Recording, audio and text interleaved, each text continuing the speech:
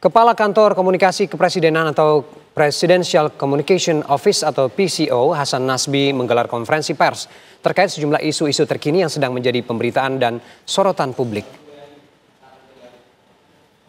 Kerjasamanya sudah ada Dewan Tertinggi kerjasama pemerintah Indonesia dengan Saudi, yang payung kerjasamanya sudah ada.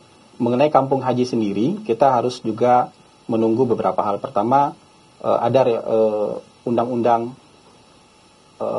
haji, kita juga harus tunggu itu. Jadi nanti akan jelas itu orang yang akan institusi, lembaga yang akan melaksanakan ini, dan ini terkait dengan pembangunan juga nanti, pembangunan kampung haji. Soal skema, ada banyak skema yang bisa dipilih, tapi hari ini kan skema-skema itu dijadikan alternatif. Ada skema pembangunan dari nol, ada skema untuk membeli existing building yang sudah ada di sana, itu juga dijadikan sebagai alternatif.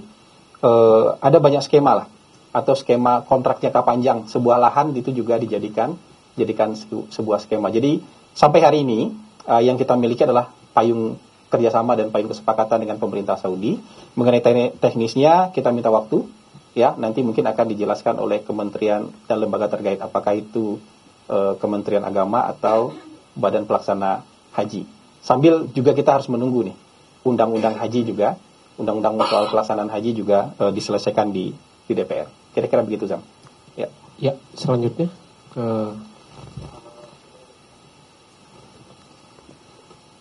siang Mang Hasan. Ya. Izin Novian dari Suara.com mau nanya terkait upacara peringatan HUT. Ini akan dilaksanakan di IKN seperti tahun sebelumnya, di mana Presiden Jokowi terakhir kembali lagi ke Jakarta di Istanbul. Dan juga terkait kapan logo HUT RI yang kemarin baru dibuka sayembaranya itu. Terima kasih. Ya.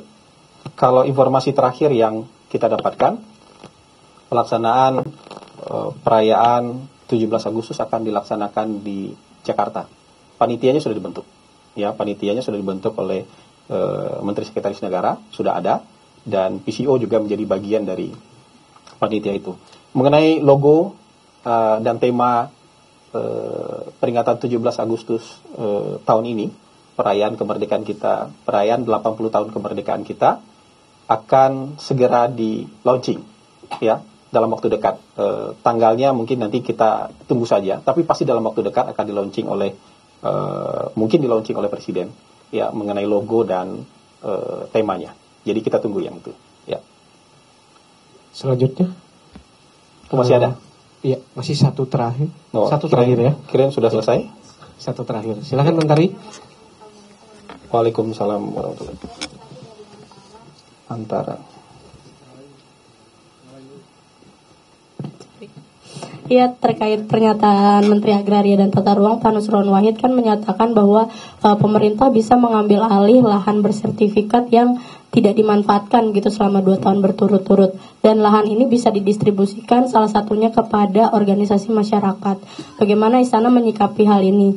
Kemudian ini juga masih terkait dengan pernyataan Pak Nusron bahwa ada 55 juta hektar lahan yang bersertifikat, tapi ini dikuasai oleh 60 keluarga, walaupun tidak disebutkan secara rinci begitu keluarga seperti apa gitu. Nah, tapi ini bisa disebut menjadi kemiskinan terstruktur gitu. Nah, bagaimana pemerintahan Presiden ini untuk mewujudkan keadilan yang merata begitu dari segi lahan?